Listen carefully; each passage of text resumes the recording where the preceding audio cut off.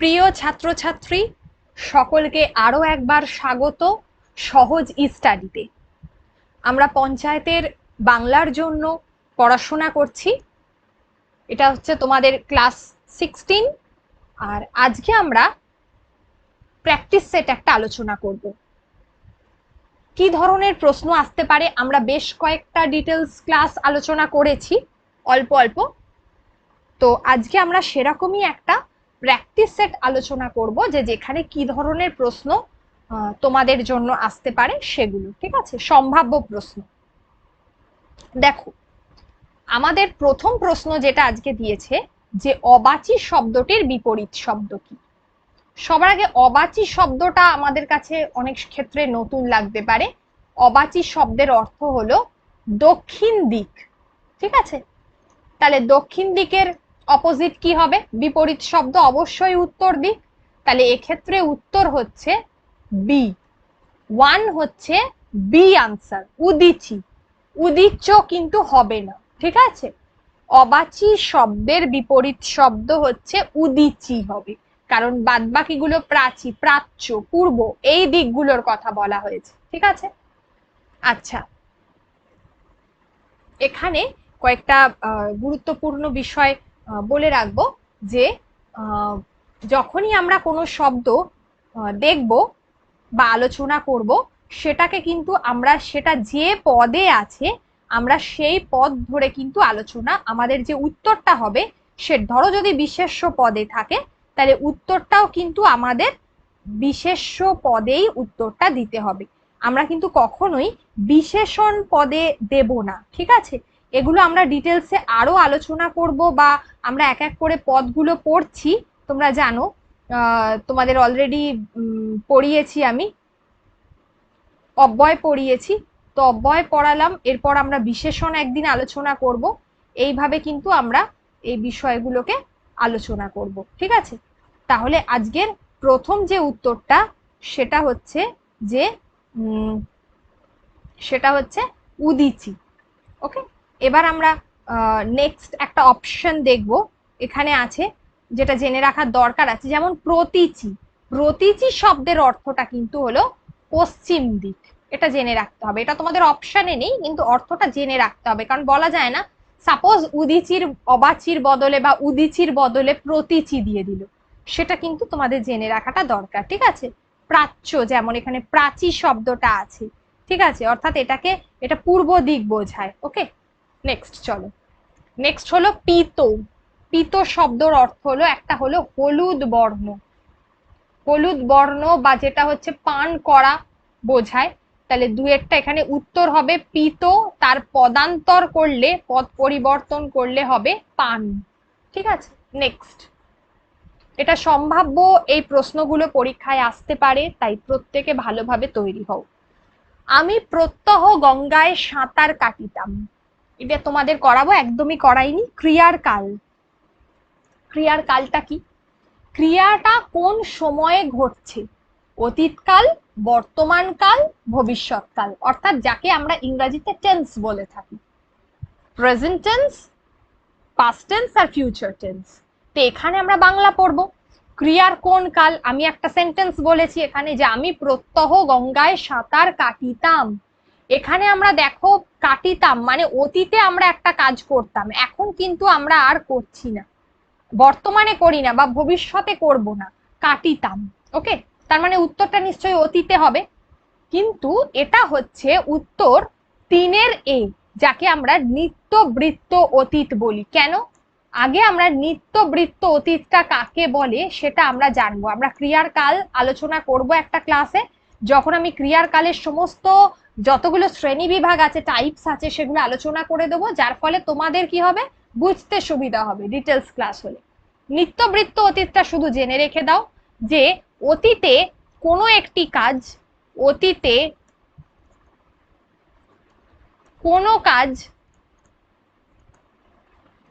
নিয়মিত করা হতো, অতীতে কোনো কাজ নিয়মিত করা হতো, কিন্তু বর্তমানে এখন আর হয় না, বর্তমানে সেটা হয় না, তাকে আমরা বলছি এই নিত্যবৃত্ত অতীত।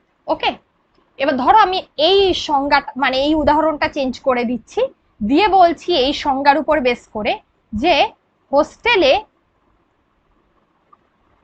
থাকাকালীন, একই শব্দ দেখো আমি আর একটা বাক্য দিয়ে বুঝিয়ে দিচ্ছি, হোস্টেলে থাকাকালীন আমরা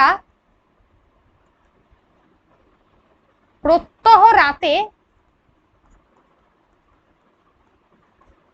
আড্ডা মারতাম। তার মানে হোস্টেলে থাকাকালীন আমরা আড্ডা মারতাম, এখন আর মারি না।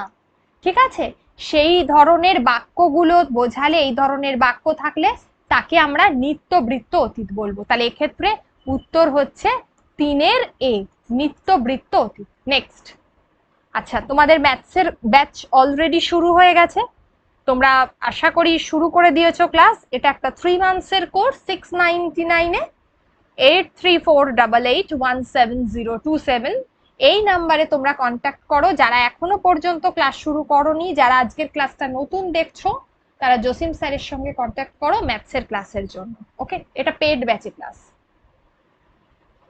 নেক্সট দেখো, আচ্ছা মুশকিলে পড়া গেল, রেখাঙ্কিত পদটি কোন ধরনের বিশেষণ? দেখো আচ্ছা মুশকিলে পড়া গেল, তাহলে কিসে পড়া গেল? আচ্ছা মুশকিলে, মুশকিলে পড়া গেল, তাই তো? এই যে মুশকিল, এটা কি হবে? বিশেষণের বিশেষণ। এটা কখনোই সর্বনাম নয়, ক্রিয়া নয়, বিশেষ্যের বিশেষণ তো নয়, কারণ মুশকিলটা কোনো তোমার কি বলে বিশেষ্য পদ নয়, ক্রিয়াপদও নয়। পড়া গেলটা হচ্ছে ক্রিয়াপদ। কিরকম ভাবে পড়া গেল? মুশকিলে পড়া গেল, এটাকে আমরা বলবো বিশেষণের বিশেষণ। যেখানে কি হচ্ছে না, বিশেষণটা এখানে কি হচ্ছে, বিশেষণটাকে যে বিশেষণ দ্বারা তোমার কি বলে বিশেষিত করা হচ্ছে। ঠিক আছে, যে বিশেষণটাকেই আমি একটা বিশেষণের দ্বারা বিশেষিত করছি, সেটা হলো আচ্ছা মুশকিলে পড়া গেল, সেটা হলো বিশেষণের বিশেষণ। ওকে, যেমন ধরো আমি বললাম যে বিশেষণের বিশেষণ কি হবে, ধরো আমি বলছি যে একটা উদাহরণ দিয়ে, খুব ভালো ছেলে, খুব ভালো ছেলে। ওকে, ছেলেটি কেমন? ভালো, এটা হলো বিশেষণটা ছিল। এই বিশেষণটাকে তুমি আরো জোর দিয়ে বলছো ছেলেটা খুব ভালো ছেলে, তাহলে এটা হলো বিশেষণের বিশেষণ।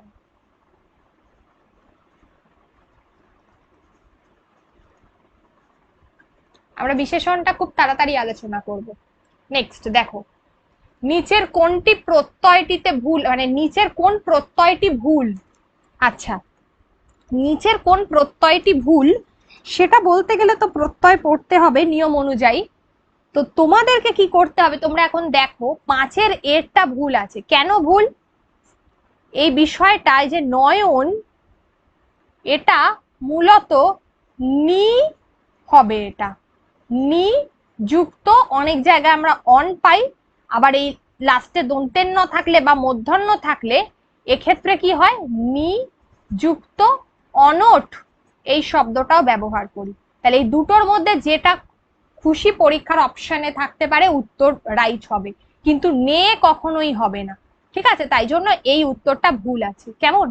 নে কখনোই হবে না, এটা ভুল আছে, এটা হলো অশুদ্ধ।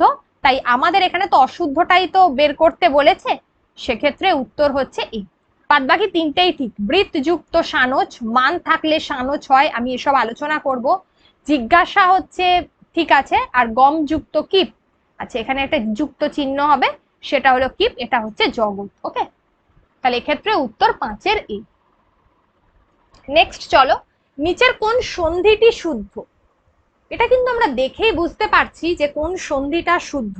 শিরো যুক্ত ছেদ হয়, শিরো এখানে দেখো 6 একার আছে, তাই জন্য এটা হবে না, প্রথমটা ভুল। দ্বিতীয়টা দেখো আশ্চর্যতে আ যুক্ত চর্য হবে, এখানে আহ যুক্ত চর্য আছে, তাই জন্য এটা ভুল। নভমণ্ডল নব যুক্ত মণ্ডল হবে, নভ, হ্যাঁ ভয়ের পর বিসর্গ হবে, এখানে নেই, তাই জন্য এটা ভুল। আমার হচ্ছে রাইট হবে ডি, দ্বীপ যুক্ত লোক দুর্লোক, এটা হচ্ছে রাইট উত্তর হবে, 6-এরটা রাইট আনসার। নেক্সট হচ্ছে, আচ্ছা অর্ধ সংবৃত স্বরধ্বনি কোনটা? এটা কিন্তু এই ক্লাসটা আমরা গতকাল করেছি। ঠিক আছে, এই ক্লাসটা আমরা গতকাল করেছি, আশা করি তোমাদের এইটা নিয়ে আর কোনো কোয়েশ্চেন থাকার কথা নয়। যেহেতু এই প্রশ্নটার তাহলে উত্তর কি হতে পারে, অর্ধ সংবৃত। দেখো সংবৃততে কি ছিল, এখানে কি হবে, এ হবে উত্তর, তাই না? ওখানে যেটা ছিল এখানে এ হবে, তাহলে 7এরটা উত্তর হচ্ছে এ, অর্ধ সংবৃত এ। তার কারণ সংবৃততে আমাদের মুখটা বেশি খুলতে হচ্ছিল না, একেবারে সংকুচিত ছিল। অর্ধ সংবৃততে একটু আমরা খুলেছিলাম, হ্রস্বই, একেবারে মুখটা বন্ধ, এ দেখো একটু তার থেকে বেশি খুলছি, ঠিক আছে। বিবেকানন্দ আছে, এখানে মুক্ত দল কটা? আচ্ছা, দল বলতে যেটা বোঝায়, দলকে দুটো ভাগে ভাগ করা যায়, কেমন? একটা হলো মুক্ত দল আর একটা হলো রুদ্ধ দল, এটাই হচ্ছে সিলাবল ইংরাজিতে। ওকে, রুদ্ধ দল। দেখো যখন আমরা পড়ি শব্দ বাবা, সাপোজ, তাহলে বা বা বা বা, অর্থাৎ এখানে কটা দল আছে, 1 2, দুটো দল আছে, ঠিক আছে। তার মানে বাবা কাকা, সাপোজ, এখানে একটা দল এখানে একটা দল, তাহলে কাকা। কিন্তু আমি যদি বলি যে দল, দলটাকে কি দল এভাবে আমরা পড়ি, উচ্চারণটা করি দল, তাহলে এখানে হচ্ছে তোমার একটাই দল আছে। যখন এই যে ভাঙা যাচ্ছে, এটাকে যখন আমরা ভেঙে দিচ্ছি বা বা কা কা, এটা যখন হচ্ছে তখন এখানে দেখো একটা করে মুক্ত দল, তাহলে এইগুলোতে হলো মুক্ত দল বোঝাবে। আর রুদ্ধ দল, ধরো দল আছে, তাহলে দল এটাকে আমরা একসঙ্গে উচ্চারণ করছি, আলাদা করতে পারছি না, তাই জন্য এটাকে আমরা বলছি রুদ্ধ দল। তাহলে দলের উদাহরণটা রুদ্ধ দল। সিমিলারলি এই যে বিবেকানন্দ শব্দটা, দেখো বি বে কা, এই তিনটে একসঙ্গে আলাদা আলাদাই আমরা উচ্চারণ করছি, তাহলে তিনটে মুক্ত দল হলো। এবার নন্দ, নন্দর দেখো নন, ননটা কিন্তু আমরা আলাদা করতে পারছি না, ননটা একটা রুদ্ধ দল হচ্ছে, আর দো, তাহলে বি বে কা নন দো। তাহলে এখানে দেখো 1 1 1 1, এই 4টে হচ্ছে মুক্ত দল, আর এখানে একটা হলো রুদ্ধ দল। কারণ ননটা আমরা কি করছি, ননটা তো আমরা ওইভাবে উচ্চারণ আলাদা ভেঙে উচ্চারণ করতে পারি না, বা আমরা কখনো করিও না। তাহলে বি বে কা নন দো, তাহলে এখানে 4টে মুক্ত দল হচ্ছে। এখানে বলেছে তো মুক্ত দল খুঁজে বের করতে, তাহলে মুক্ত দল উত্তর হবে এখানে 4টে। কেমন? এগুলো প্র্যাকটিস করতে হবে আরো বেশি করে, তাহলে একদিন ঠিক হয়ে যাবে, ঠিক আছে, প্র্যাকটিস করতে করতে ঠিক হয়ে যাবে। নেক্সট, নিচের কোনটি ভুল আছে? দেখো এখানে আমি খুব সহজেই বুঝতে পারছি যে রাত্রিকালীন যুদ্ধ সৌপ্তিক হয়, হরণ করবার ইচ্ছা জিহির্ষা, আচ্ছা, তারপর সেবা করার ইচ্ছে শীষে বিষা, এগুলো সব ঠিক আছে। উত্তর হলো উপকারের ইচ্ছা, কারণ এটা কোথায় ভুল, কথাটা উপচিকিৎসু হয় না, এটা হচ্ছে উপচিকিৎসা হয়, তাই জন্য এই উত্তরটা রাইট। এখানে ভুলটা বের করতে বলেছে, তাই জন্য 9D উত্তর হবে, ঠিক আছে। এখানে ভুল বের করতে বলেছে, কিন্তু এটা খেয়াল রাখবে, ঠিকটা উত্তর করে এলে হবে না। পরীক্ষা আগে প্রশ্নটা ভালো করে পড়বে, যে জানছো বলে করে এলে হবে না, ঠিকটা বের করতে বলেছে না ভুল বের করতে বলেছে, তাহলে কোনটার মধ্যে ভুল আছে সেটা বের করতে হবে। উপচিকিৎসু বলে কোনো শব্দ হয় না, কথাটা হয় উপচিকিৎসা, এটা খেয়াল দেবে। নেক্সট 10 নম্বরের প্রশ্ন। 10 নম্বর হচ্ছে একাধিক পদ একসঙ্গে মিলিত হলে সেই মিলিত পদের মধ্যে কোন চিহ্ন বসে? যখন আমরা একটা বাক্যকে শেষ করি তখন আমরা কি বসাই? দাঁড়ি। আমরা যখন একটা বাক্য চলছে, ধরো যদি তুমি ডাকো আমি যাব, যদি তুমি ডাকো, এগুলো এক একটা পদ নয়, কেমন, এগুলো হচ্ছে এক একটা বাক্য। যদি তুমি ডাকো, একটা কমা বসালে, থামলে, তাহলে সেখানে আমরা কমা বসাচ্ছি। যেখানে আমাদেরকে কোনো কিছু ধরো একটা লাইনে শেষ হচ্ছে, আমরা ড্যাশ দিতে হচ্ছে, দিয়ে আমরা ধরো শ্রেণী বিভাগ যথাক্রমে ড্যাশ দিয়ে আমরা লিখছি। কিন্তু দেখো দুটো পদ আছে, ধরো আমি বললাম এখানে পিতা মাতা, সাপোজ যদি আমি বলি শব্দটা পিতা, দেখো দুটো আলাদা আলাদা পদ, মাতা, মধ্যিখানে একটা ছোট্ট হাইফেন দিচ্ছি, তাহলে এখানে উত্তর হবে সি। উত্তর হচ্ছে এখানে সি হবে, হাইফেন, দেখো দুটো আলাদা আলাদা পদ, ঠিক আছে। তাহলে এখানে আমরা হাইফেন বসাই এরকম এই জাতীয় পদের ক্ষেত্রে। ধরো আরেকটা আমি বললাম হাট বাজার। আচ্ছা, ধরো আরেকটা বলছি, তাহলে এই ধরনের যে ছোট ছোট যখনই দুটো বা তার থেকে বেশি পদ বসবে তখন আমরা সেখানে কি বসাবো, আমরা দ্বন্দ্ব সমাসে দেখো এই জাতীয় পদগুলোর ব্যবহার আমরা দেখেছিলাম। দ্বন্দ্ব সমাস মনে রাখবে যে দ্বন্দ্ব সমাসের যে নোটটা আমি দিয়েছি ওই নোটটার মধ্যে তোমরা লক্ষ্য করবে করিয়ে দিয়েছিলাম যেখানে কিন্তু এই ধরনের হাইফেনের ব্যবহার ছিল। তাহলে পদ দুটো হোক বা তার বেশি হোক যখনই বসছে সেগুলো এই হাইফেন দিয়ে দিয়ে বসে। ওকে, তাহলে এক্ষেত্রে হাইফেন উত্তর 10-এর সি। নেক্সট 11 দেখো, এই প্রশ্নটা একটু আলাদা। কণ্ঠনালীয় ব্যঞ্জন হলো। আচ্ছা, কণ্ঠনালীয় ব্যঞ্জন কি কণ্ঠবর্ণ? তাহলে তো উত্তর এ হতো না। কণ্ঠনালীয় ধ্বনি হচ্ছে যে সকল ব্যঞ্জন ধ্বনি উচ্চারিত হওয়ার সময় কণ্ঠনালীর মধ্যে যে আমাদের স্বরতন্ত্রী আছে, যেটা স্বর আছে কণ্ঠনালীর মধ্যে, সেই দুটো কাছাকাছি চলে আসে, ফলে শ্বাসবায়ুটা বাধাপ্রাপ্ত হয়, তাকে কণ্ঠনালীয় ধ্বনি বলা হয়। তাহলে যে সকল ধ্বনি, এটা একটু লিখে না, সবাই নোট ডাউন করে নেবে, যে সকল ধ্বনি উচ্চারিত হবার সময়, এটা কিন্তু কণ্ঠবর্ণ নয়, এটা আলাদা। উচ্চারিত হবার সময় কি হচ্ছে, যে স্বরতন্ত্রী, কণ্ঠনালীর মধ্যে যে স্বরতন্ত্রী থাকে সেই স্বরতন্ত্রী কাছে চলে আসে। কাছে আসার ফলে কি হচ্ছে না, আমাদের যে তোমার শ্বাসবায়ু সেটা বাধাপ্রাপ্ত হয়, শ্বাসবায়ুটা বাধাপ্রাপ্ত হয়। আচ্ছা, তোমরা আমার হাতের লেখা বুঝতে পারছো তো? আমি চেষ্টা করছি। যে সকল ধ্বনি উচ্চারিত হবার সময় স্বরতন্ত্রী কাছে আসার ফলে আমাদের শ্বাসবায়ুটা কি হয়, বাধাপ্রাপ্ত হয়, সেটাকে কণ্ঠনালীয় ব্যঞ্জন বলে। এক্ষেত্রে কণ্ঠনালীয় ব্যঞ্জন একটাই হয়, সেটা হচ্ছে হ। ঠিক আছে, হ উত্তর হবে। কেউ ক করো না, এটা কোনো কণ্ঠবর্ণ নয়, কণ্ঠবর্ণটা আলাদা। ঠিক আছে, সেটা ক খ গ ঘ উ, ক খ গ ঘ এগুলো হলে কিন্তু সেটা কণ্ঠবর্ণ হবে, এটা কণ্ঠবর্ণ নয়, এটা কণ্ঠনালীয় ব্যঞ্জন। ওকে, সংজ্ঞাটা বলে দিলাম। নেক্সট পুংলিঙ্গ। পুংলিঙ্গ সন্ধি বিচ্ছেদ করতে বলেছে, খুব সহজ, এখানে একটা হসন্ত হবে। ব্যাপারটা হচ্ছে আমরা যখন সংবাদ পড়ি, সংবাদ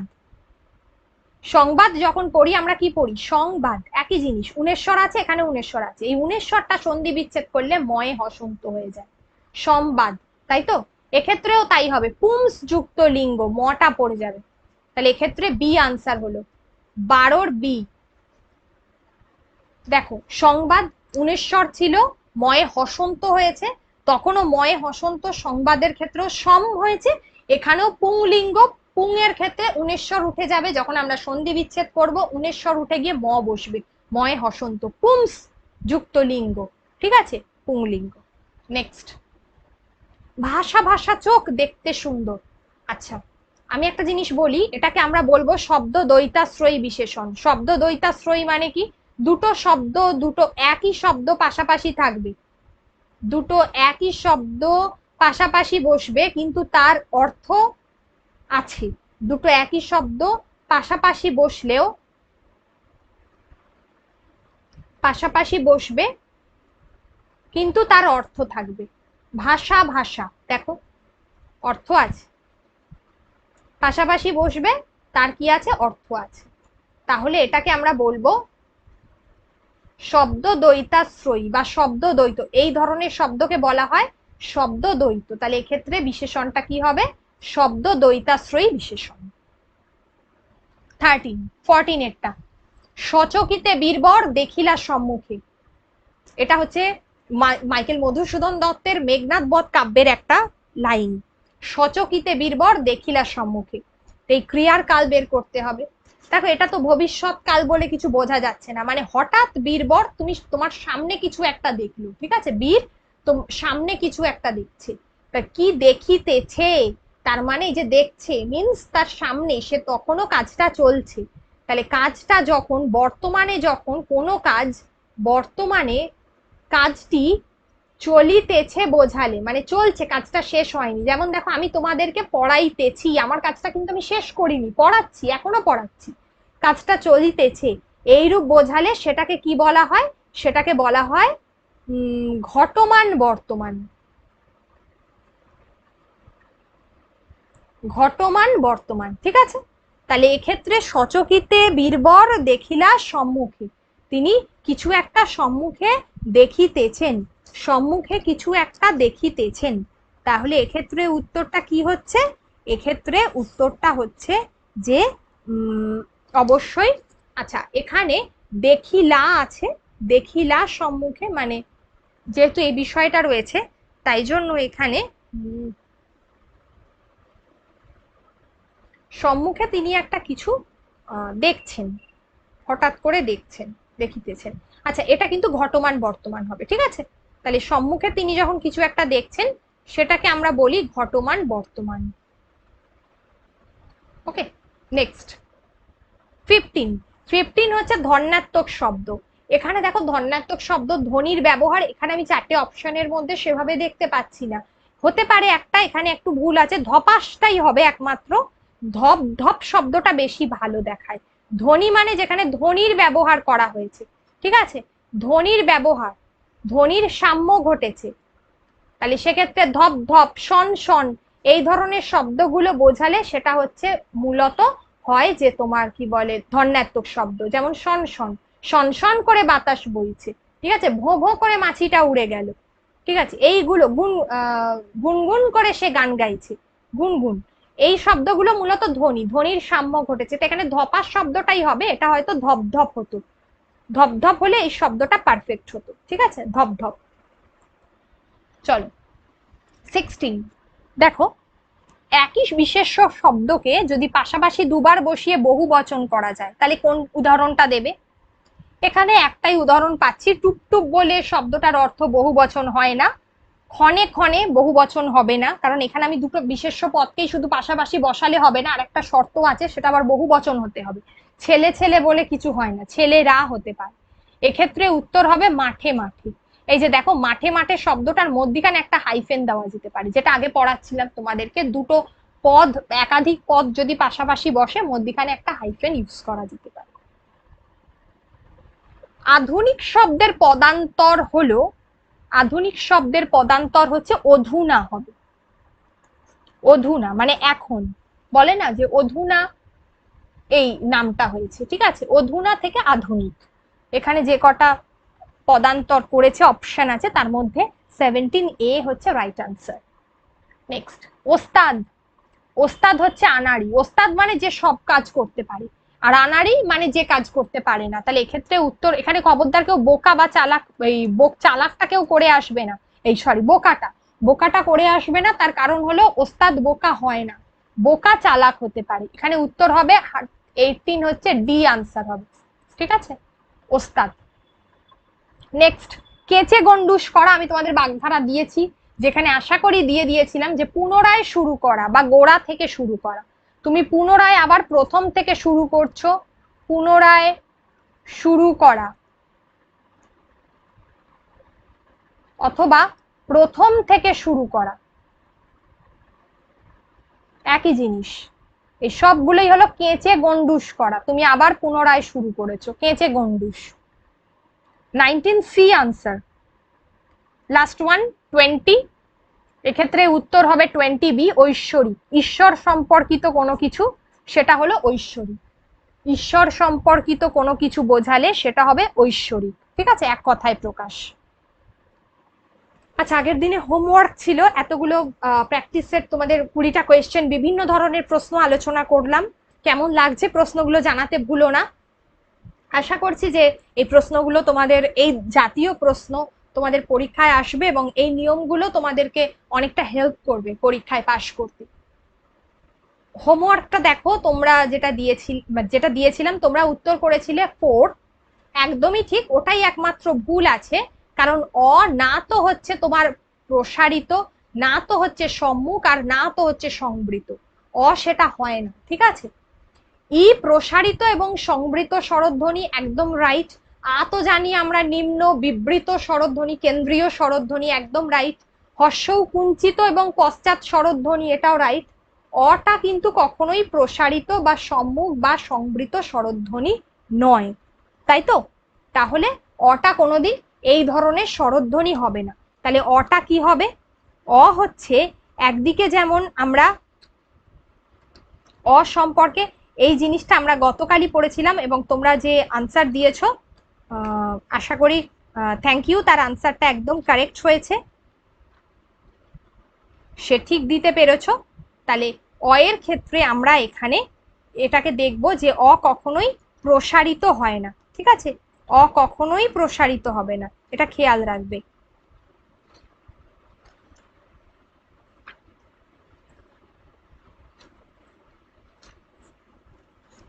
অ কিন্তু কখনোই প্রসারিত হবে না। চলো নেক্সট দিন আবার তোমাদের সঙ্গে একটা অন্য ক্লাসে আমরা বিভিন্ন বিষয় নিয়ে আলোচনা করব। আজকের ক্লাস এই পর্যন্তই থাকছে। আর ক্লাস কেমন লাগছে তোমরা সেটা অবশ্যই জানাতে ভুলো না। আর এখানে আর একটা বিষয় আমরা বলবো যে এই প্রশ্নটার ক্ষেত্রে যেটা ছিল এই যে অপ্রসারিত সম্মুখ আর সংবৃত স্বরধ্বনি, তো অ হচ্ছে এখানে অর্ধ বিবৃত হবে, ঠিক আছে? অর্ধ বিবৃত স্বরধ্বনি। আ যদি বিবৃত হয়, অ হচ্ছে অর্ধ বিবৃত। আর এটা হচ্ছে আর একটার দিকে হচ্ছে তোমার কুঞ্চিত, অ কুঞ্চিত হতে পারে, ঠিক আছে? এগুলো হবে, কুঞ্চিত হবে, তারপরে তোমার কি বলে অর্ধ বিবৃত হবে। এই স্বরধ্বনিগুলো অ এর ক্ষেত্রে প্রযোজ্য হবে। ওকে, ভালো করে ক্লাস করতে থাকো, প্রত্যেকটা ক্লাসে যেখানে বুঝতে পারবে না অবশ্যই জানিও। আজকের ক্লাস এই পর্যন্ত। Thank you, good night. আর ভালো লাগলে ক্লাসটা অবশ্যই চ্যানেলটা সাবস্ক্রাইব করে দিও।